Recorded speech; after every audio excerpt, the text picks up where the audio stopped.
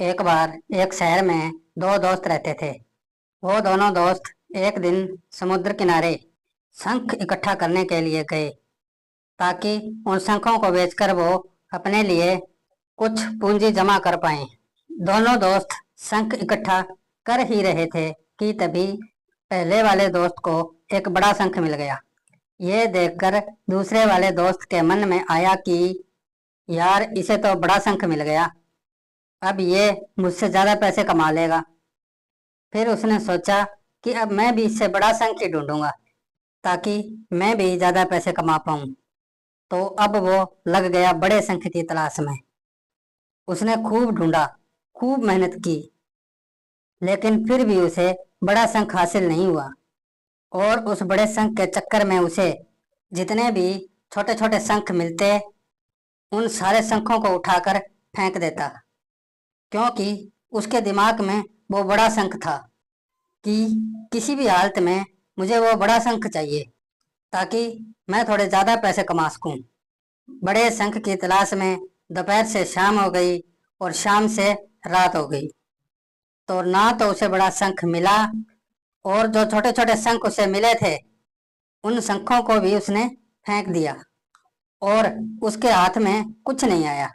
जो पहले वाला दोस्त था उसके पास एक बड़ा शंख था और कुछ छोटे शंख थे। रात हो गई और दोनों दोस्त घर जाने लगे।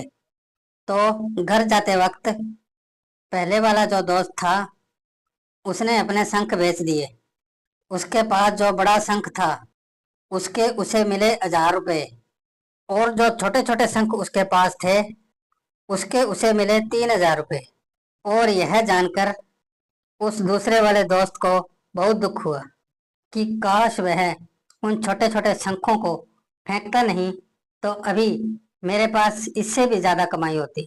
उसके दोस्त ने उसे बताया कि जो छोटे छोटे शंख तुमने फेंक दिए थे उन्हीं को मैंने अपने पास इकट्ठा कर लिया, और उन्हीं की वजह से मुझे 3000 रुपये मिले हैं।